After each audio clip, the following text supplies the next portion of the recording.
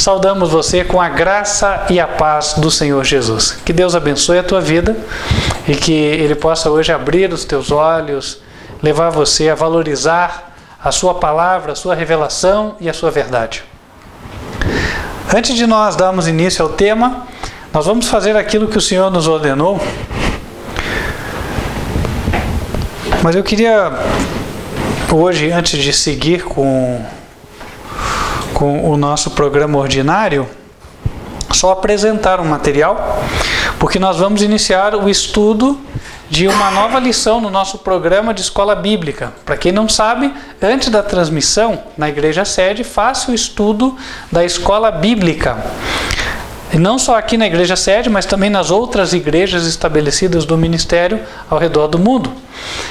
E existe uma lição. A próxima lição agora vai tratar dos 7 pilares da fé. E nós vamos ter o privilégio de obter uma informação adicional a esta lição, equivalente a uma lição do professor, por assim dizer, certo? Este livro aqui, As 7 Grandes Verdades. Recomendo a quem não tem que busque tê-lo para poder acompanhar e entender melhor a lição da escola bíblica. Você que tem interesse em possuir esse conhecimento, entra em contato, aí você vai descobrir como fazer, tá? Não vou dar tantos detalhes aqui agora para não tomar muito tempo, mas se você entrar em contato pelo WhatsApp, aí a gente te informa. Tome nota do número 41 99509 8425. Para quem está fora do Brasil, lembre-se de colocar 55 na frente. O Senhor ordenou que nós sejamos fiéis em reconhecer a sua soberania sobre as nossas vidas e o fato de que Ele é o doador de tudo, conforme encontra-se em Malaquias, capítulo 3, versículo 10. A Bíblia diz: trazei os dízimos à casa do tesouro para que haja mantimento na minha casa, e depois fazei prova de mim, diz o Senhor dos Exércitos, se eu não vos abrir as janelas do céu e não derramar sobre vós uma bênção tal que dela vos advenha a maior abastança. E por causa de vós repreenderei o devorador, para que não vos consuma o fruto da terra, e a vide no campo não vos será estéril, diz o Senhor dos Exércitos. E todas as nações vos chamarão bem-aventurados, porque vós sereis uma terra deleitosa, diz o Senhor dos Exércitos.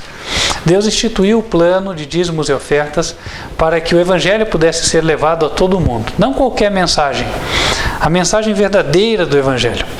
Você que acompanha já o ministério, quarto anjo, advertência final, e está convicto pelo Espírito de Deus de que Ele prega a verdade, você pode encaminhar os teus dízimos para este ministério.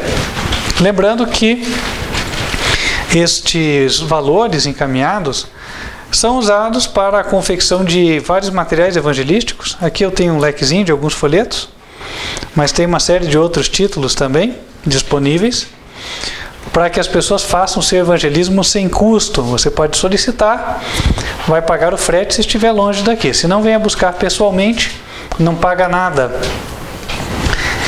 Esses materiais são feitos com as contribuições. Além disso, nós estamos avançando com a construção da igreja sede, um templo com capacidade para 100 pessoas. Não sei se temos a foto aí. Estamos na etapa do reboco. Essa fase do reboco vai demorar um pouquinho, porque a equipe tem um número limitado de pessoas, mas graças a Deus estamos avançando. Então, recomendo aqueles que amam esta obra estarem orando por este projeto também. Já estamos na etapa número 8, e se tudo continuar conforme se espera, estaremos ainda neste ano congregando lá, e lá teremos uma estrutura melhor até de vídeo para atender você e aqueles que estão distantes.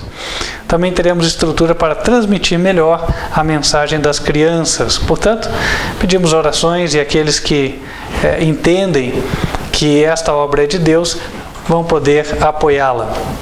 O ministério também está presente em 13 países e a obra vai avançando neles, razão pela qual também são necessários recursos. Faz poucas semanas nós falamos do envio novamente de mais um obreiro para Madagascar. Também temos uma obra que está avançando em Moçambique e em vários outros países da África, e tudo isso demanda um apoio. O sistema estabelecido por Deus para que a obra vá avante é esse.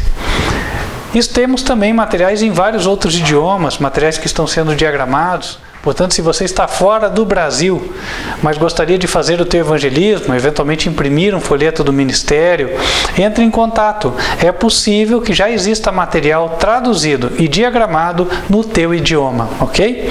E peço orações pelo projeto de evangelismo mundial. Temos que avançar, nosso tempo é limitado, mas com a graça de Deus chegaremos lá. Amém?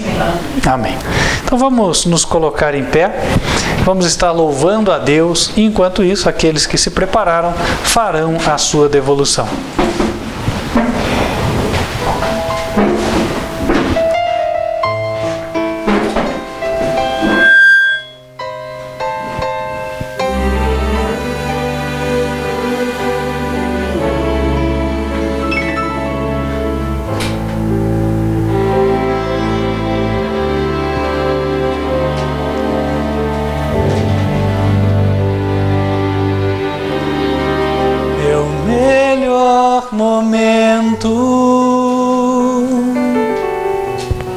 Foi quando com Cristo tive um encontro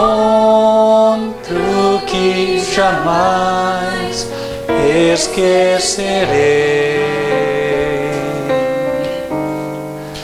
Da vida cansado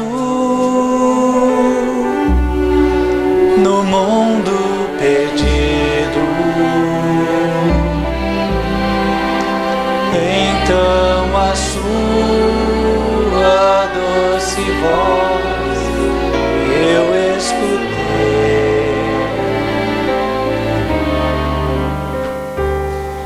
Com tanto amor me chamou, amor que eu jamais fiz por merecer. Quando ele me disse assim: vinde a mim, se estás cansado, eu te aliviarei.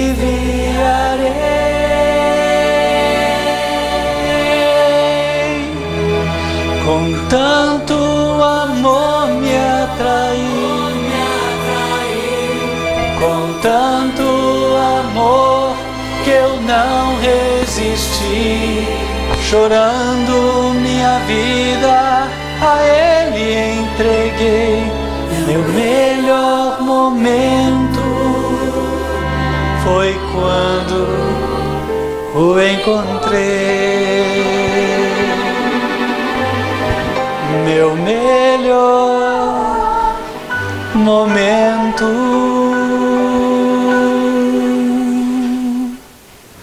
Vamos nos colocar de joelhos e falar com Deus.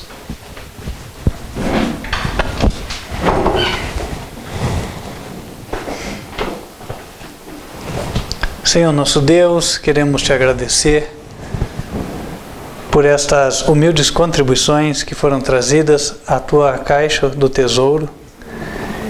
Pedir que o Senhor venha abençoar os dizimistas, os ofertantes. Venha, Senhor, abençoar os administradores desta obra. Que os teus santos anjos possam esforçar as mãos daqueles que têm se empenhado para que o teu evangelho chegue a todo mundo. Amém. E em breve, ó Deus, a missão esteja cumprida. Amém, Senhor. Pedimos ao Senhor que derrames o teu Espírito sobre esta igreja, sobre a igreja virtual que nos assiste em qualquer lugar da terra, e que hoje seja um dia especial para aqueles que escutam a mensagem. Venha me usar como o Senhor deseja, que não seja eu, mas o Senhor Jesus, o teu Filho, o príncipe do universo, a falar com autoridade àqueles que precisam escutar, que estão aí em necessidade de salvação. E que hajam decisões ao teu lado ao final desta mensagem. Pedimos estas bênçãos em nome de Cristo Jesus. Amém. Amém.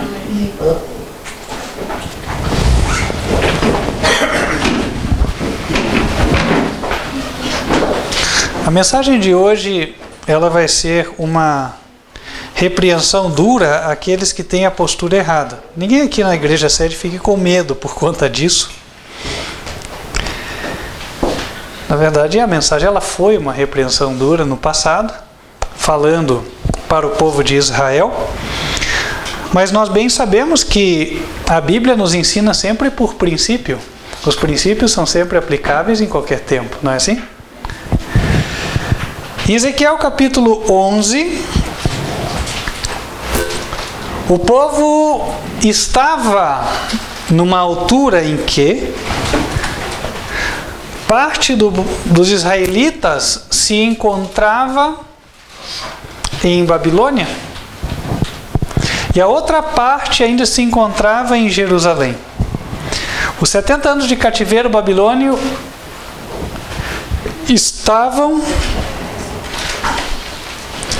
no momento por se iniciar, e mais tarde, aí já ao final do livro, esses 70 anos já tinham se iniciado. Dois profetas foram profetas daquela época, foram contemporâneos. Um deles é Jeremias, nós já estivemos falando sobre ele em alguns outros momentos. E outro deles foi Ezequiel. As primeiras profecias de Ezequiel, elas são anteriores à conquista final de Jerusalém por Babilônia. E as outras já são posteriores. O que nós vamos estudar são as profecias do primeiro grupo, são as profecias anteriores. Para ficar fácil, eu vou colocar numa espécie de gráfico aqui.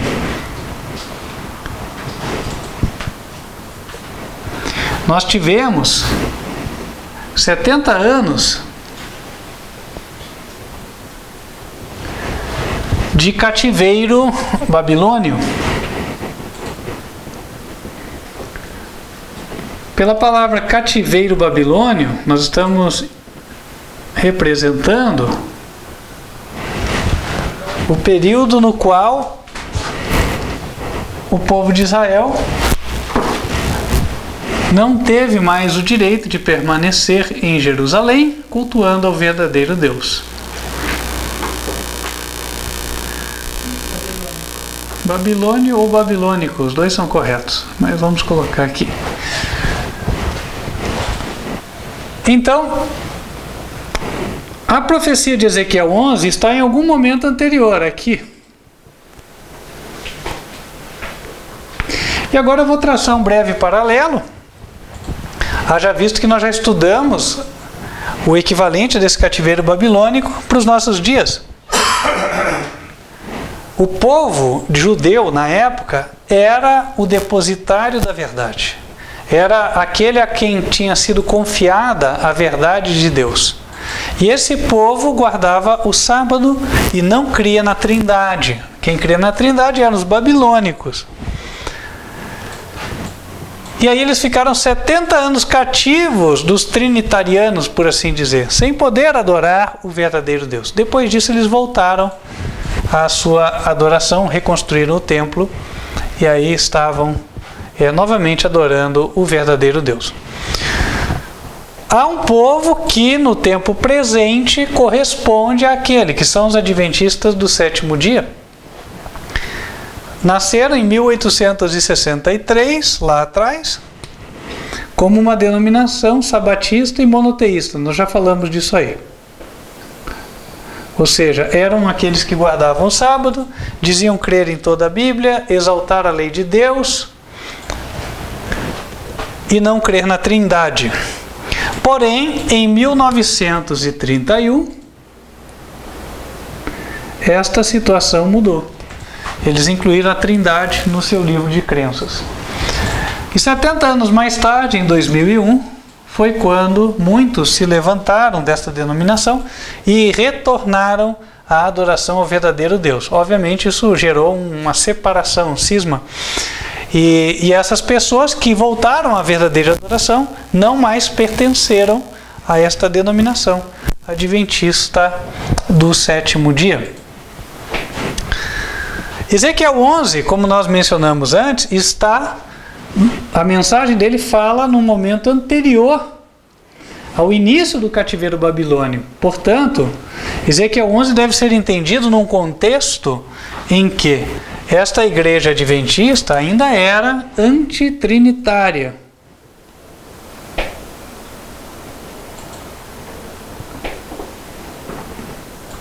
O que quer dizer isso? Não cria na Trindade. Pronto.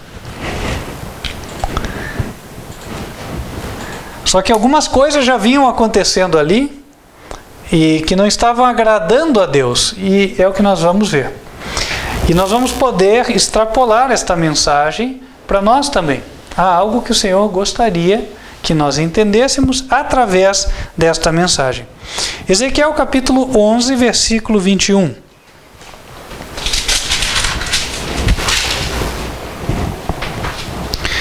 Eu vou pedir. Pega o computador do papo ali, por favor. Versículo 1. Então me levantou o Espírito e me levou à porta oriental da casa do Senhor, que olha para o oriente, e eis que estavam à entrada da porta 25 homens, e no meio deles via Jazanias, filho de Azur, e a Pelatias, filho de Benaías, príncipes do povo. E disse-me: Filho do homem, estes são os homens que pensam na perversidade e dão ímpio conselho nesta cidade, os quais dizem: não está próximo o tempo de edificar casas. Esta cidade é a panela, e nós a carne. Portanto, profetiza contra eles. Profetiza, ó filho do homem.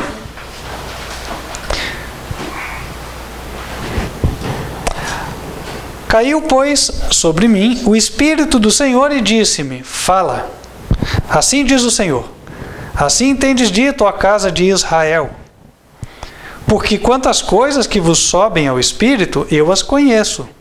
Multiplicastes os vossos mortos nesta cidade, e enchestes as suas ruas de mortos. Portanto, assim diz o Senhor Jeová: vossos mortos que deitastes no meio dela são a carne, e ela é a panela. A vós, porém, vos tirarei do meio dela. Temestes a espada, e a espada trarei sobre vós, diz o Senhor Jeová. E vos farei sair do meio dela, e vos entregarei na mão de estranhos, e exercerei os meus juízos sobre vós. Caireis a espada, nos confins de Israel vos julgarei, e sabereis que eu sou o Senhor. Esta cidade não vos servirá de panela, nem vós servireis de carne no meio dela. Nos confins de Israel vos julgarei, e sabereis que eu sou o Senhor, porque nos meus estatutos não andastes, nem executastes os meus juízos, antes fizestes conforme os juízos das nações que estão ao redor de vós. Antes de avançar, vamos encaixar. Aqui ele diz que haviam 25 homens que eram, na época, o conselho, os líderes do povo de Israel. E Deus revelou que esses 25 homens se achavam, vamos falar em termos atuais, né? Eles se achavam aqueles que estavam por cima da carne seca, né? Ou seja, nós somos os donos da igreja. E por isso eles diziam: esta cidade é a panela e nós somos a carne. A ideia implícita aqui é a seguinte: poxa, a panela é dura, a panela é forte, a panela protege para que a carne não escape de dentro dela. Então a carne, enquanto dentro da panela, está sempre protegida, certo? Então esta é a nossa cidade, nós estamos protegidos dentro dela. E não está próximo o tempo de edificar casas. Ora, o termo edificar casas vai lembrar o quê? Quem conhece a Bíblia vai fazer a associação, e vamos ajudar o leitor aqui, abrindo em Efésios, capítulo número 2.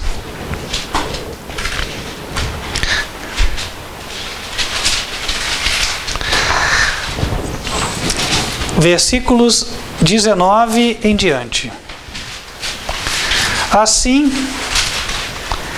que já não sois estrangeiros nem forasteiros, mas concidadãos dos santos e da família de Deus, edificados sobre o fundamento dos apóstolos e dos profetas, de que Jesus Cristo é a principal pedra de esquina, no qual todo o edifício, bem ajustado, cresce para templo santo no Senhor, no qual também vós, juntamente, sois edificados para a morada de Deus no Espírito. Aqui a Bíblia explica que o edificar tem a ver com construir algo na vida espiritual da pessoa. Edificados sobre o fundamento dos apóstolos e dos profetas. Ora, em outras palavras, aprender a verdade. Aprender e praticar a verdade. Então, o edificar, ele exige ensinar. Porque na medida em que eu ensino o fundamento dos apóstolos e dos profetas, eu estou edificando a igreja, pelo menos aqueles que querem ouvir. Pode ser que nem todos queiram, não é verdade? Mas assim, aqueles que querem serão edificados. Então, os 25 homens lá de Israel diziam, não está no tempo de edificar. Em outras palavras, o que se entende? Eles não tinham interesse em ensinar verdadeiramente o povo. Eles não tinham interesse de que o povo estivesse edificado no fundamento dos apóstolos e dos profetas. Eles não tinham real interesse no bem-estar espiritual dos membros daquela igreja. Razão pela qual Deus retratou, usando essa figura de linguagem da panela. O que eles queriam? Cadeira, como se fala em Moçambique. O que é isso? Cargo? Posição? Não, o que importa é que eu mande. Agora, o que vai acontecer dentro da igreja por conta de eu mandar, isso aí é de menor importância. Certo? E aí, Deus atacou a raiz do problema. Ele falou, olha, vocês acham que vocês são os protegidos? Porque a igreja é de vocês são os donos da igreja. Isso está errado. Na verdade, vocês se dizem a carne são outros.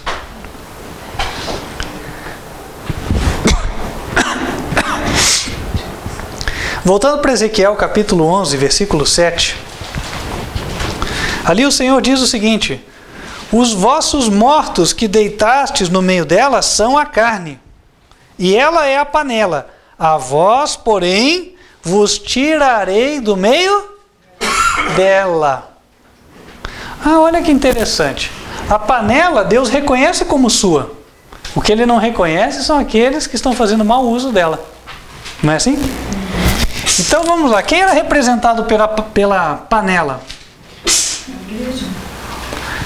A igreja, mas era a igreja espiritual.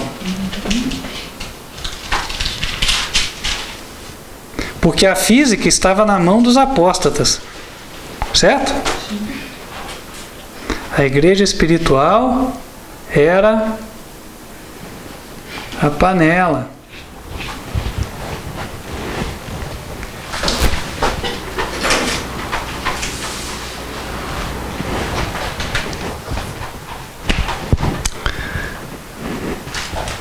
E eles tinham matado alguém. Quem que os apóstolos sempre mataram? Os profetas de Deus, os servos de Deus, que falavam a verdade. Não é assim? Prendiam, exilavam, matavam os servos do Senhor. Ele falou, então, aqueles que vocês tiraram, esses são a panela. Não, esses são a carne, digo. E eu vou tirar vocês de dentro dela. Vocês não vão mais ser o meu povo. É isso que Deus disse. Agora, entendendo isso, nós podemos encaixar aqui. Foi dito na palavra do Senhor que foram vistos 25 homens se entendendo como os donos da igreja.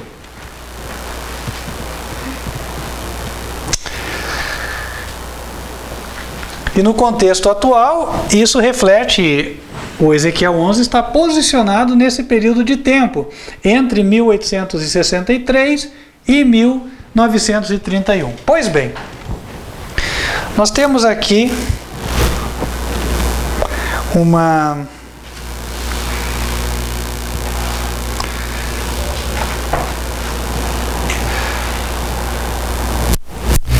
decisão publicada no Boletim da Conferência Geral desta denominação, página 379, artigo 4, seção 1, coluna 1, parágrafo 2.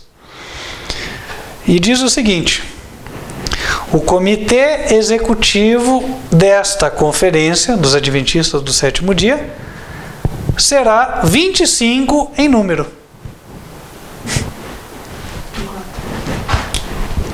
Quantos membros? 25. Detalhe: de quando data esse texto aqui? 1901. Então, em 1901, nós encontramos aqui o tempo da profecia. Opa, essa caneta já não dá mais. Vamos puxar outra aqui. Em 1901,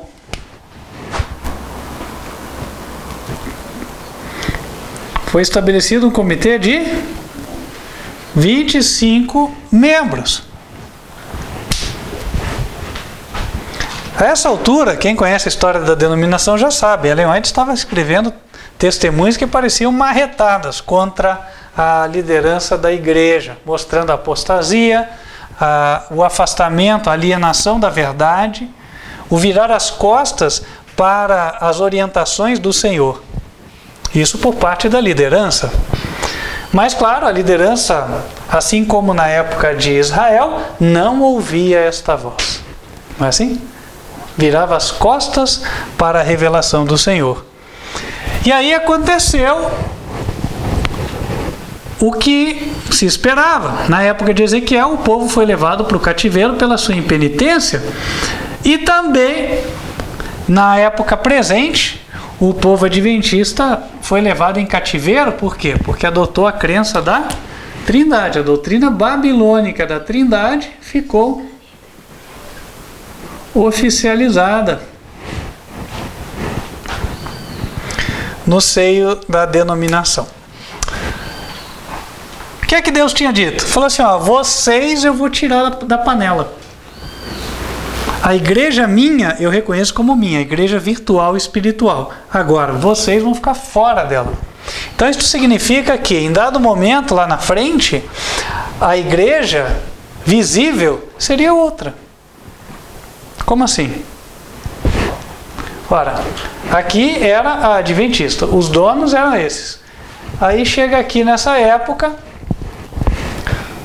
Deus ia ter uma igreja, mas composta de fiéis, não de apóstatas, certo?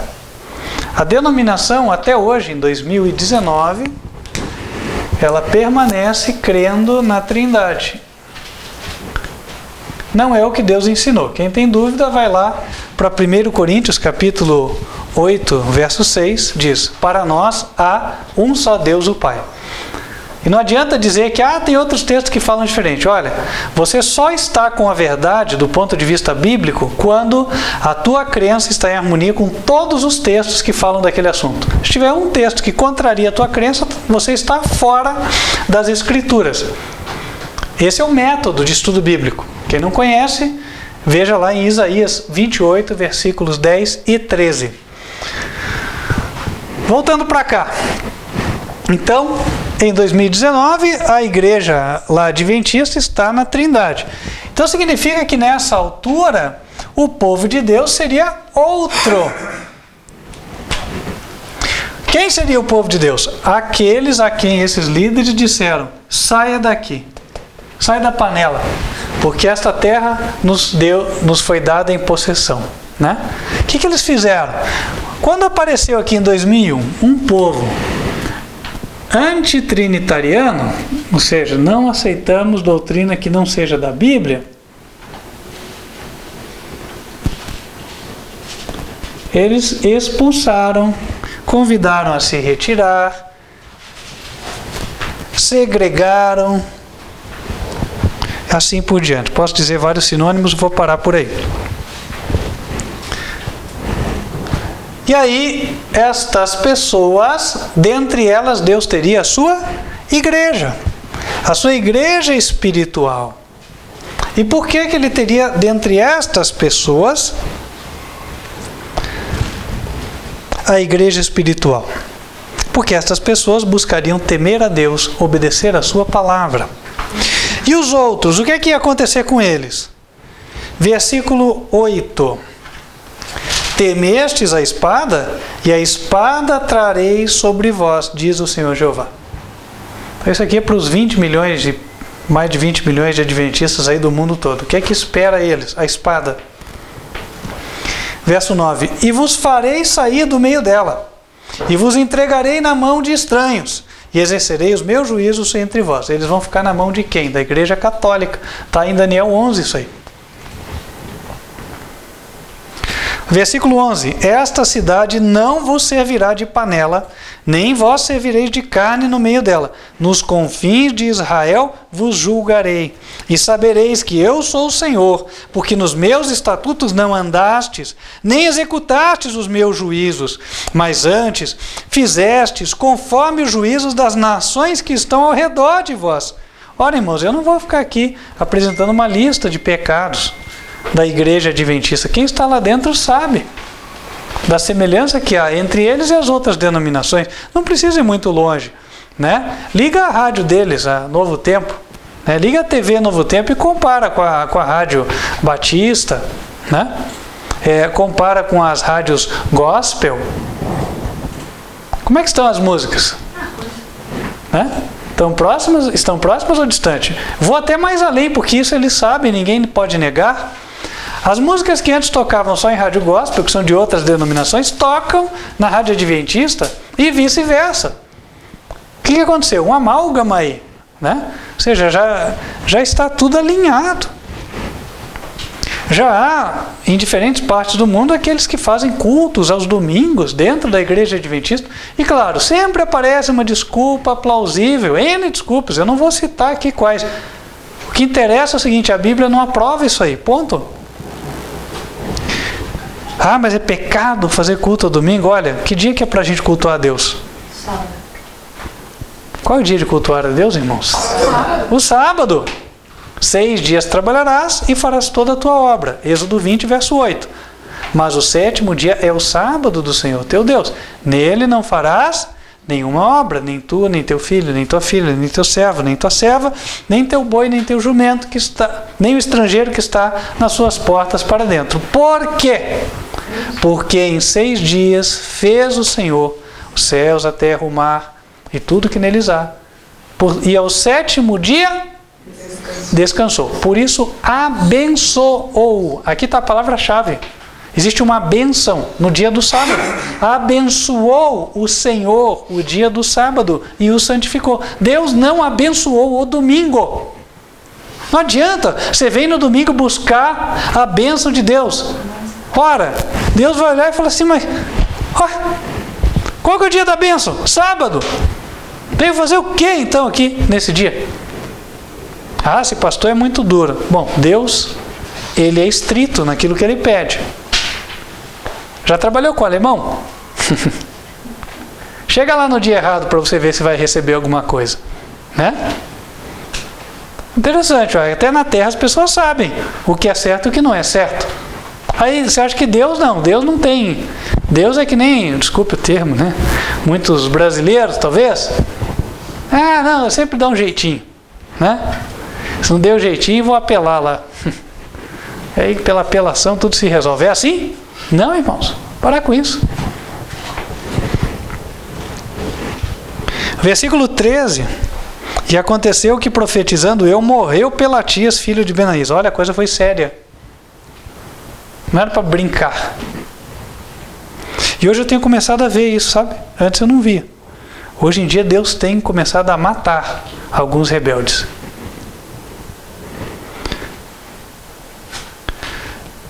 E aí, quando aconteceu, claro que o profeta ficou ficou preocupado e a gente também fica, né? Ele disse no mesmo verso, mais à frente: Ah, Senhor Jeová, darás tu fim ao resto de Israel?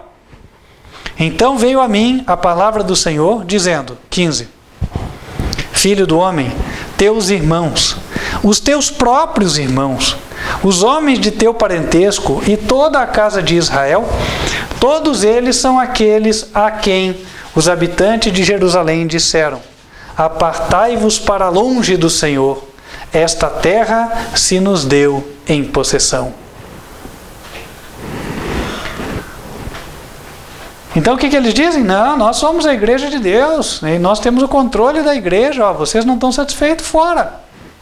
Né? Não concorda com a doutrina da igreja, a porta da rua, serventia da casa. Portanto, verso 16, dize: Assim diz o Senhor Jeová: Ainda que os lancei para longe entre as nações, e ainda que os espalhei pelas terras, todavia lhes servirei de santuário por um pouco de tempo nas terras para onde foram. Amém.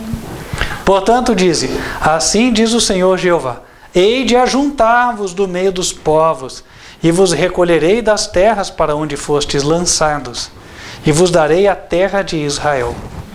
E virão ali, e tirarão dela todas as suas coisas detestáveis, e todas as suas abominações.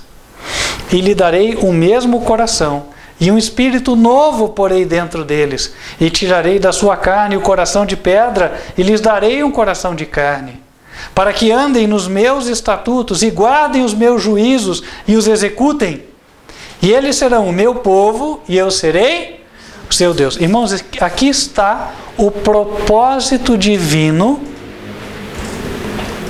para com aqueles que ele tirou da igreja adventista nesta época, e aqueles que se uniram ao ministério após esta época. O propósito é para que andem nos meus estatutos, para que eu sirva de santuário para eles, para que eu tire o coração duro de pedra deles e dê um coração de carne, que sirva, que ame a Deus.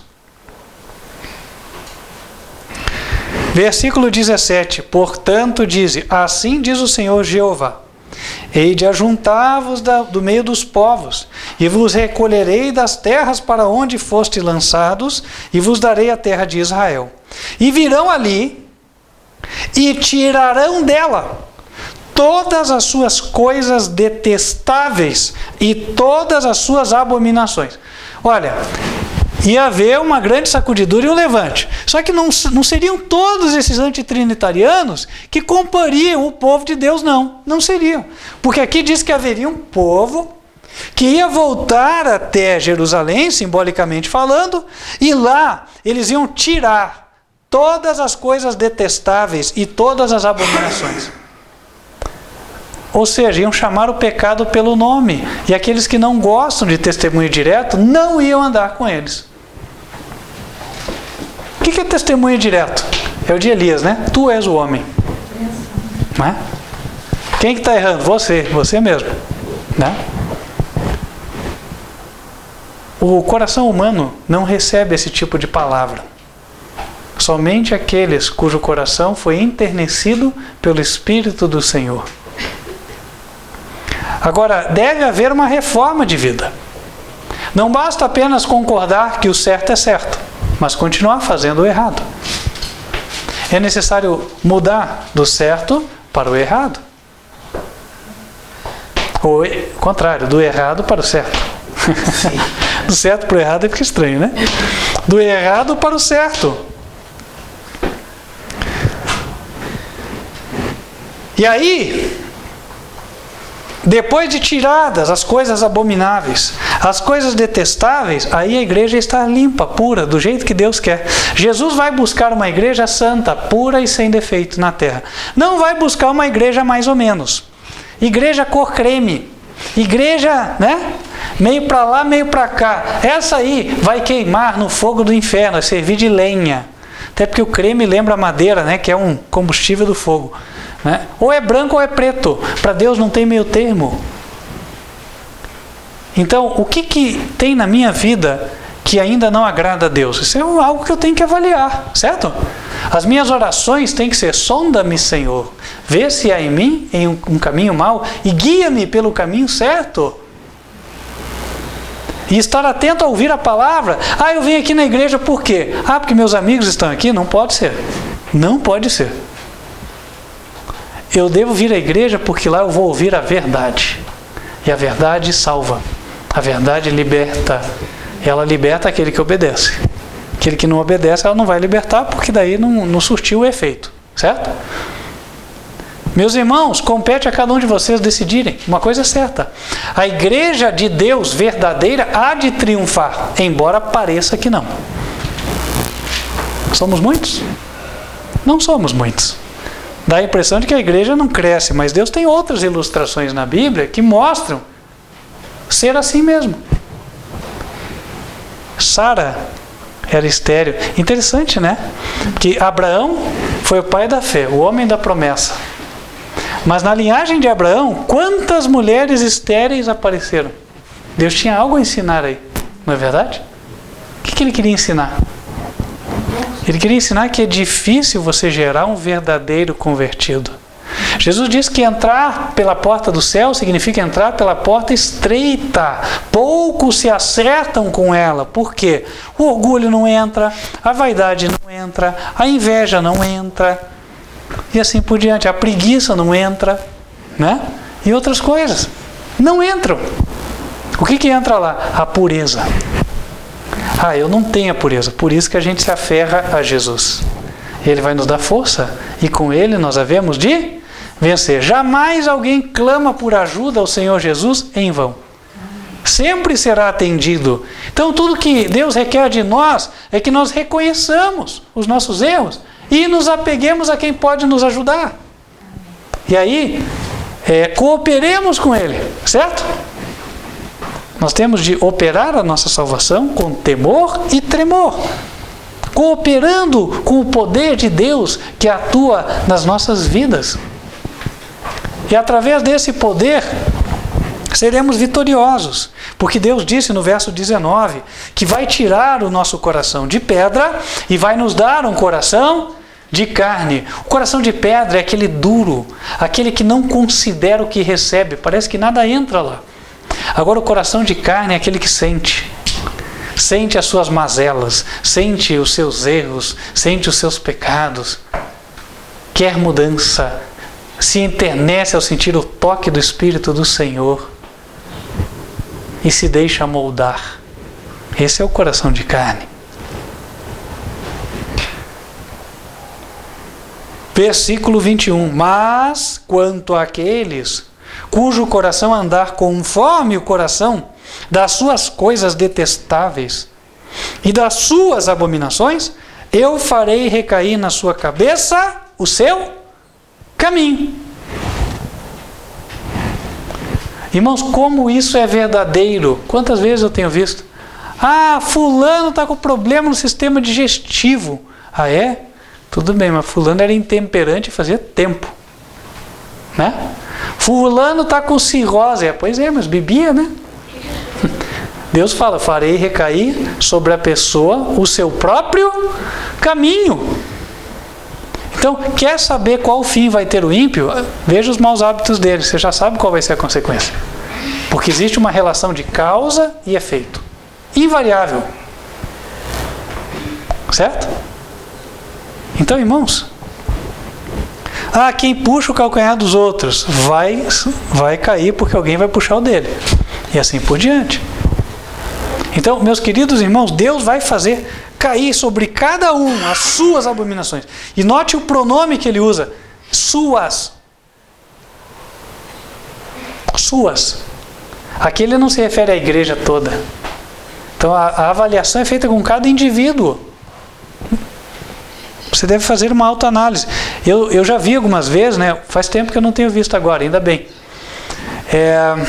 Sabe aqueles cuja religião é só falar dos outros? Aí você chega, vai fazer reunião. Não, porque fulano, olha que absurdo que ele fez. Olha o outro como apostatou e o outro não sei o quê. E não sai disso. Isso é religião? Não é? A pessoa que cai nesse hábito, ela já está no caminho da queda e nem percebeu.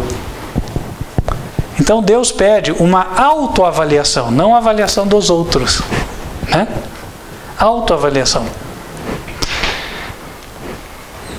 Aí depois de Deus dizer o que ele tinha que dizer, versículo 22. E então os querubins elevaram as suas asas, e as rodas as acompanhavam, e a glória do Deus de Israel estava no alto sobre eles. E a glória do Senhor se alçou desde o meio da cidade, e se pôs sobre o monte que está ao oriente da cidade. Depois o Espírito me levantou e me levou em visão à Caldeia, para os do cativeiro, e se foi de mim a visão que eu tinha visto. É impressionante, né, irmãos? Assim, ó, Deus, ele se posta com a majestade que lhe é devida. Ele não desce dela. Já fez isso na cruz. Não vai fazer 2 vezes. Deu o recado, levantou e foi. Quer aceitar, aceita. Não quer aceitar, a consequência já está dita. Qual vai ser? Agora, se a pessoa for rebelde e sofrer as consequências, será Deus injusto por aplicar a sua ira? Não, irmãos. Né? Onde você vai encontrar um código de leis mais justo do que esse na Bíblia? Esse da Bíblia não tem. Moisés até certa vez disse para o povo, né? Que nação tem estatutos tão justos quanto estes que vós tendes aqui? Então, meus irmãos, sabe? Nós estamos num tempo em que não dá mais para relativizar aquilo que Deus fala. Aqueles jargões, né? E da Bíblia se tira qualquer coisa. Cada um faz uma doutrina segundo o seu gosto e abre uma igreja. Tá? O pior é que quem fala isso é quem não lê a Bíblia. Se fosse quem lesse e tal, para dizer, não, eu tenho conhecimento de causa, só que quem lê não fala, porque sabe que não é assim. É só quem não lê. Vai ser mais culpado ainda. Porque se ele entende de saber o que é certo, por que não faz? Então é duplamente culpado.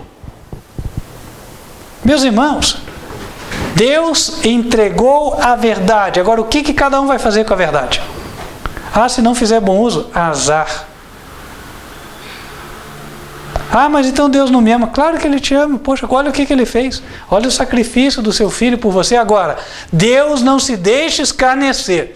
Nós estamos numa geração de pessoas que estão ficando unidas em audaciosa incredulidade. Eles são audazes. Eles desafiam. Não é verdade? A gente não vê isso? Na família, na sociedade. É cada absurdice que a gente escuta. Eu tive que ouvir outro dia, a Bíblia é um livro de política. Eu falei, brincadeira, só faltava essa. Só faltava essa. Aonde que nós vamos chegar desse jeito? Sabe onde nós vamos chegar? Vamos chegar no seguinte, escreva. Pode escrever. Nós já estudamos isso aqui. Outubro de 2031. Aguarde e confira. O mundo jamais será o mesmo. Por quê? Porque as trombetas do Apocalipse vão começar a ser tocadas. E o mundo vai começar a perceber que foi muito longe no seu desafio contra Deus. Eu vejo até nos comentários aqui do canal, tanta gente blasfema, desafiadora, se colocando de forma audaz contra a palavra de Deus. Isso quando não põe aqueles argumentos argutos. O que é o arguto, né? Que na verdade eles têm uma pretensa piedade, mas eles são maliciosos, são maldosos. Olha, irmãos, Deus está vendo tudo isso aí. Então atenção você, antes de colocar um comentário nesse canal que prega a verdade, pense 2 vezes, porque eu tenho certeza que o Espírito de Deus está falando para você não fazer isso aí. Agora, se você for fazer, saiba, tudo que a gente faz tem consequência. Tudo que o homem semear, isso ele também ceifará. Incredulidade gera incredulidade. Desconfiança gera desconfiança. E traz como resultado o castigo e a ira. Mas nós temos hoje o privilégio de receber a proposta de graça. Deus amou o mundo de tal maneira que deu o seu Filho unigênito para que todo aquele que nele crê não pereça, mas tenha a vida eterna. Em especial, dirijo meus apelos hoje, que não são meus, são do Senhor, aos adventistas do sétimo dia, que tanto se orgulham da sua denominação, que se jactam de possuírem a verdade, acreditam estarem dentro da panela da igreja verdadeira. Atentem para o que está escrito em Ezequiel capítulo 11, porque a realidade é bem diferente daquela que se imagina. Eu ouço hoje pessoas, ou de pessoas, cuja conversação é mundana. Falam sobre as modas do mundo, falam sobre a promoção de sapato, roupa, tênis, camiseta, vestido, né? Estão preocupados com para onde vão viajar, qual é a próxima festa, qual é quem ganhou o campeonato e assim por diante. Mas se esquecem de que, se fossem filhos de Deus, o principal na sua mente seria Cristo e o avanço da sua obra. Isso não aparece nos seus discursos. E aí eles têm, neles mesmos, a evidência de que estão bem longe do caminho do Senhor. Irmãos, nós precisamos ser de Deus. Eu ouvi alguém falar Páscoa, até eu tinha esquecido, porque assim, hoje não é a Páscoa. Tem gente que pensa que é, né? Hoje não é. Isso é um feriado pagão, que ganhou uma roupagem cristã por ordem de homens, mas que não foi em nenhum momento avalizado por Deus. Não foi. Ora, esse feriado ocorre 40 dias após o carnaval. Vocês acham que Deus instituiu o carnaval? Pois é, mas está lá determinado pela igreja, certo? Pela igreja, que é 40 dias depois do carnaval. Gente, vocês acham realmente que Deus vai sancionar uma lei absurda dessa? Quer dizer, não, a pessoa vai e se diz membro dessa igreja, hein, que eu estou falando aqui. Ah não, ele vai no carnaval, faz tudo que não deve. 40 dias depois, vou dar uma purificada aqui, né? Uma recuperada. Gente, que hipocrisia é essa?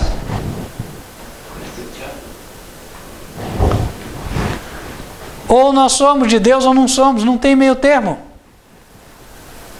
Tua vida todos os dias é andar com Deus, como Enoque andou com Deus, amém? Agora, se não é, não se engane, você está no caminho errado, na estrada larga, e o fogo já está se aproximando, porque você está andando em direção a ele. Não gostei da palavra, o problema é seu. A palavra é essa, a verdade é essa. Que amanhã depois vai ficar, puxa, ele tinha razão. Pois é, mas tarde demais, né? Então, meus irmãos, vamos atender a palavra enquanto tem tempo.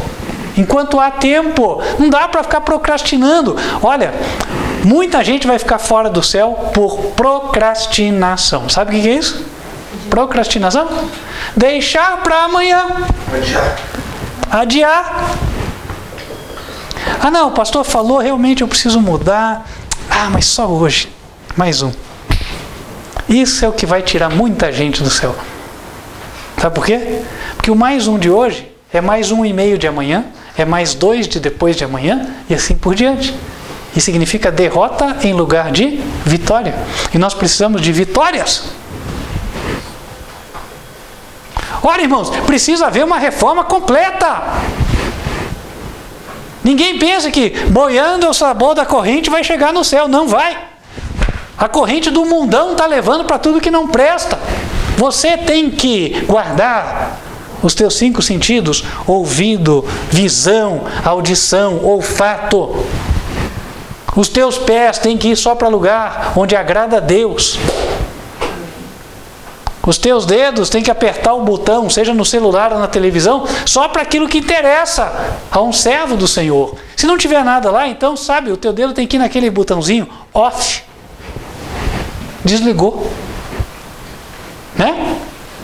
Ora, irmãos, ou eu sou de Deus ou eu não sou. Se eu fico alimentando, né, um gostinho ali com o mundo, no fundo eu sou de quem? O diabo sabe, falou assim, tem uns traíras aí no meio desse exército aí, tá? Você faz o seguinte, nossa estratégia vai ser agora conquistar esses traíras, porque daí vai ficar mais fácil de derrotar.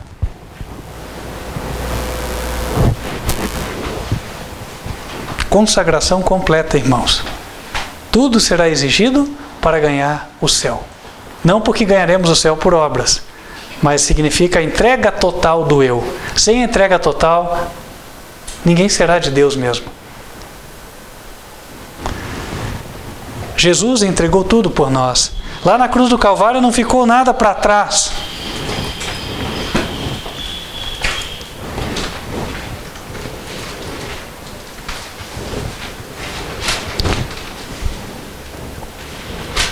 E Ele, com razão e justiça, pode esperar que nós também depositemos tudo no altar. Amém? Para você que está nos assistindo, a característica daqueles que andam segundo esta norma encontra-se em Apocalipse, capítulo 14, versículo 12. Aqui está a paciência dos santos. Aqui estão os que guardam os mandamentos de Deus e a fé de Jesus. Eu não vou te enganar. Esse caminho, nele você encontrará a vergonha, né? A dificuldade, a pobreza, a inveja dos outros, né? Os boatos contra você. Tudo isso você vai encontrar. Só que Jesus já andou por esse caminho. E Ele está te convidando a tomar a mão dele e andar. E Ele está te dizendo, esse caminho te leva à vida eterna. É só esse, não tem outro. Ah, mas eu ganho, quanto mais eu sofrer, mais eu ganho. Não é isso.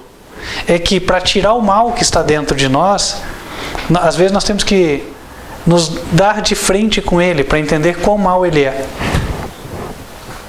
Isso é que é complicado nas nossas vidas. Aí as nossas experiências são muito ruins, né? Mas não tem outro caminho. O caminho é esse. Ó, quem veio atrás na história e hoje já está com a sua sorte selada para bem, já passou por ele. Abel passou por esse caminho. Noé passou por esse caminho. Abraão, Jacó. E ainda indo para frente, Jeremias, Ezequiel, Elias, Lutero. Olha o que foi a vida desses homens. Os huguenotes, os valdenses. E hoje somos nós. A gente olha a vida dos santos e fala, nossa, olha só que homem consagrado, não tinha nada nessa terra, se dedicava só para fazer a vontade de Deus. Olha que bonito isso aí. Daí a gente espera que vai vir numa igreja lá, um colosso assim, né, bonitona, uma baita de uma catedral, cheia de luxo, ar-condicionado, banco estofado, né? Vou sentar numa boa, só no dia do culto, chego em casa, volto aí, todas as minhas atividades, como qualquer mundano. Ora, nenhum cristão verdadeiro em nenhuma época viveu assim. Que ilusão é essa? Uma ilusão completa, irmãos. Cadê aquele espírito da Idade Média, aquele espírito da Idade Antiga, dos patriarcas e profetas, né? Que é de entrega total ao Senhor, fazer a sua obra? Cadê aquele espírito?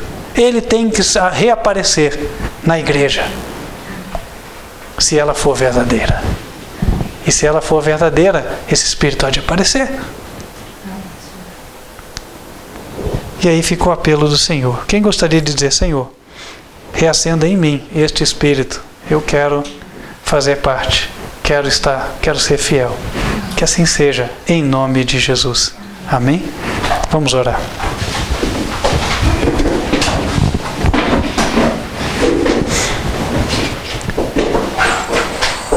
Senhor nosso Deus, nós só nos humilhamos na Tua presença, pedindo perdão dos nossos pecados e pedindo, Senhor, que o Senhor nos reavive pelo Teu Espírito Santo. Dê a nós o Espírito que também esteve sobre os patriarcas e profetas. Desperta-nos do sono espiritual para que possamos fazer a Tua obra, Senhor, com vigor, com entusiasmo, com espírito de abnegação e sacrifício, levando avante, Senhor, a mensagem verdadeira a todos os recantos da terra. E que nada sirva de obstáculo ao nosso avanço, Senhor. Nenhum interesse nas coisas mundanas, nenhum gosto pelas coisas, os rudimentos deste mundo de pecado esteja nos atrapalhando de andar no Teu caminho. Venha estar com cada irmão, cada irmã aqui, Senhor. Cada um daqueles que nos assiste de forma virtual. venha despertar, fazer tremer as bases, Senhor, do pecador, daquele que estava impenitente até hoje, daquele que tinha andado na rebelião, daquele, ó Senhor, que se viu no caminho errado, mas que hoje seja o dia da reconciliação, o dia, Senhor, da volta, o dia de dizer, Senhor, eis-me aqui. Ó Senhor, vem estar conosco, e que não seja este um compromisso de momento, mas que estejamos firmemente postados ao teu lado, de agora e para sempre. É o que pedimos em nome de Cristo Jesus. Amém. Amém.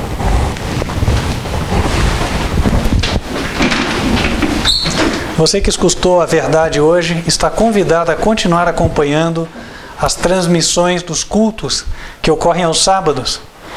Nós temos um canal, o youtube.com/TV Advertência Final. Apareceu o U, não é o U, é youtube.com/TV Advertência Final. Você nos assiste em 2 horários. Para as crianças, 15 para as 10 da manhã, a escola bíblica, e a mensagem do culto, 11 horas da manhã, sempre aos sábados. E também você encontra informações sobre a igreja, o Ministério Quarto Anjo Advertência Final, no site advertenciafinal.com.br. Se Deus te tocou, mostrando que esta é a igreja verdadeira, e você quer estudar e dar o passo do batismo, entre em contato conosco. Tome nota do nosso número de WhatsApp. Para quem está fora do Brasil, tem que digitar primeiro 55. Brasileiros, a partir do próximo número, 41 99509 8425. Nós vamos ficando por aqui.